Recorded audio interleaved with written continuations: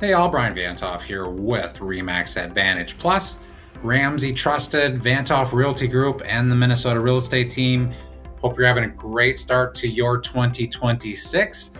Just wanted to point out all those different brands that I am part of. Reputation is important in the real estate industry, really in any industry. And I really am very proud of the fact that I am associated with those four brands. And I think that really does bring a lot of credibility to my buyers, to my sellers, to myself, to my team, and everything else in between. So again, I'm just very happy and very proud to be part of those four organizations.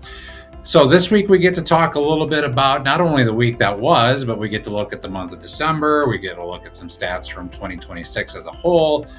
So we can kind of just talk a little bit about real estate, get back into the kind of the normal flow of things when it comes to these weekly emails now that we are kind of past the holidays and really starting into the 2026 selling and buying season here. So anyway, let's start with the week that was in real estate. Lots of interesting things to talk about this week. The first of all, though, as always, we're going to talk about previously owned homes within that 50-mile radius of downtown Minneapolis and Minnesota. We saw 623 new listings hit the market. That is up 118 from the prior week and 12 more than the same week last year. Of those new listings, 108 have sold so far, which that's an increase of 48 over the prior week from last week, or over the prior week, and 20 fewer than the same week last year. Of our new listings, 385 are single family, that's up 65, 159 are townhomes, that's up 38, and 79 condos, that is up 15. Coming soon listings sit at 134. That is actually down 9 from last week and 20 fewer than where we were at this time last year. There are a total of 3,869 homes available out there right now. That is down 25 from last week, but 499 more than last year. Our temporarily not available for showing inventory did drop a little bit to 838 from 853. Of our available listings, 2,182 are single-family homes. That's down 29 from last week, 313 more than last year. Median price is $419,000. That is median price of the current listings is down $31,000 from this same time last year.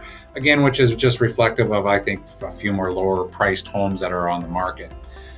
Days on market for those single-family homes is currently at 72.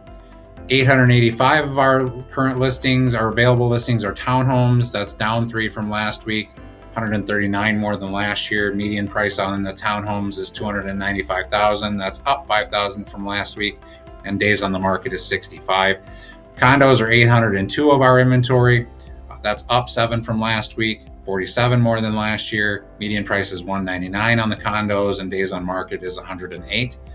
350 homes went from active to pending. That's up 89 from last week. 340 went from pending to sold. That's up 86. And we have a total of 1,589 pending listings right now. That is up 9 from last week. I kind of wanted to touch briefly on home sales in Minneapolis and St. Paul specifically, not just the whole Twin Cities, but Minneapolis and St. Paul specifically. A lot of things obviously going on in Minneapolis and St. Paul. So how does that impact the real estate market?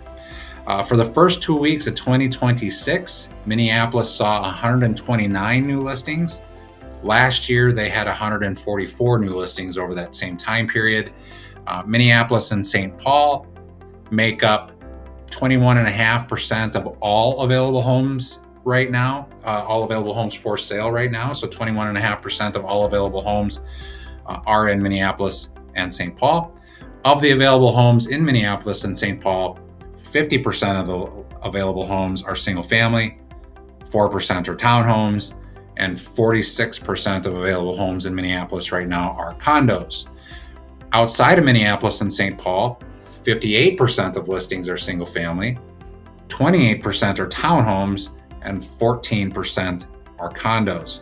Minneapolis and St. Paul have 53% of all available condos on the market right now, and 19% of all available single-family homes. I don't know if these numbers are historically high, low, the same. I don't know. I was curious. I just kind of wanted to know. So I thought I'd share the information on what I did learn. With the condo market being is really kind of not really that strong right now. This certainly impacts those two cities more than other communities in the area. So the condos in Minneapolis and St. Paul take longer to sell. Just condos in general take longer to sell. And so we've got a very heavy concentration of condos in Minneapolis and St. Paul. So that if those markets are suffering, it's generally because the increased availability of condos and the length of time those take to sell. Moving on from that, on the mortgage side of things, we saw no real movement again in mortgages, with a good mortgage broker between 6 1/8 and 6 3/8 on a single family home or townhome with good to average credit. You don't need great credit to get the best rates. Rates are the same as 30 days ago, 1/8% higher than 3 months ago, 1/4% lower than 6 months ago, 1/8 lower than 9 months ago, and they are about 0.5% lower than where we were 1 year ago today.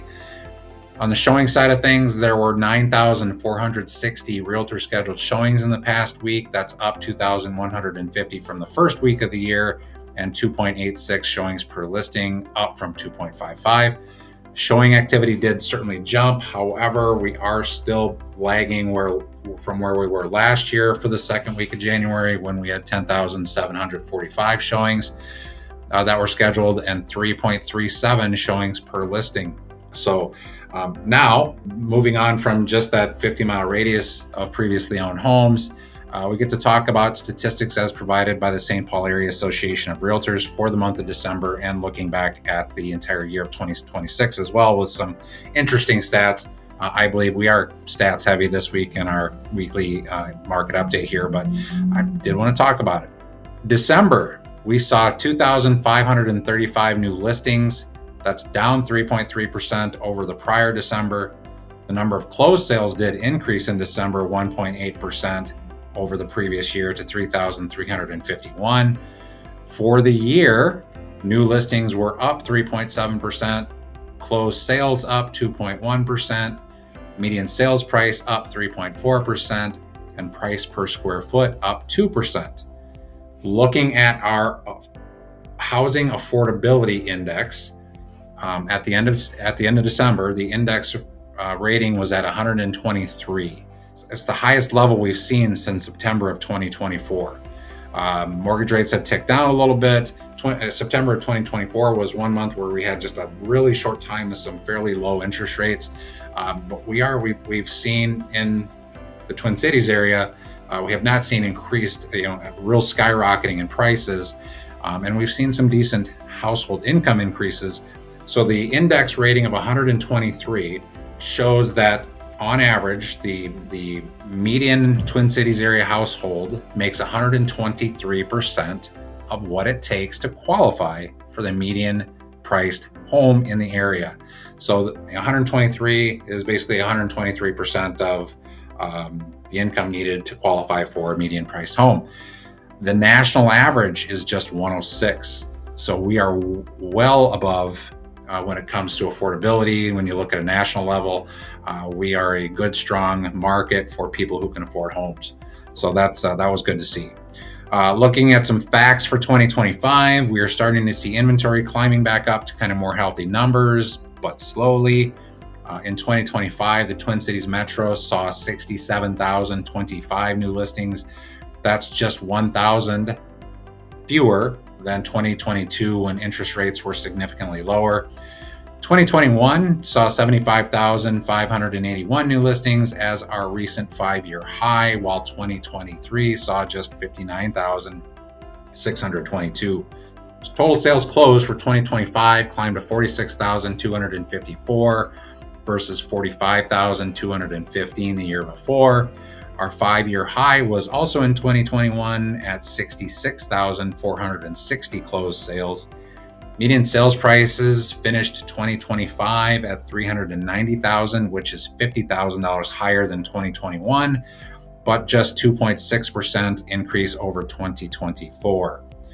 Single-family home prices did climb higher than the other styles. Single-family home prices rose 3.6% in 2025 from 2024, while townhomes and condos actually dropped 0.7%. Single-family homes received 99.2% of their original list price, while townhomes and condos were at 97.2%. The area saw over 700,000 showing requests in 2025, and it took an average of 9 showings before a home went pending. So on average, a listing got showed 9 times before it went into a pending status. Distressed sales that are homes that are in foreclosure or bank owned, make up just 1.1% of our market, and that has remained pretty much consistent over the past 3 years. Other stats: Hennepin County saw 1.2% more closed sales in 2025 than 2024, while Ramsey County was about the same as the year before. Wright and Carver counties saw the highest percentage of closed sales that were new construction. 25% of all closings in Wright County in 2025 were on new construction, mostly centered around the St. Michael area. And Carver saw 20% new construction sales, really kind of due to construction going on in the Chaska area. Hennepin County saw the biggest change in median sales prices for the year at a growth rate of 5%. Ramsey County was at 4%.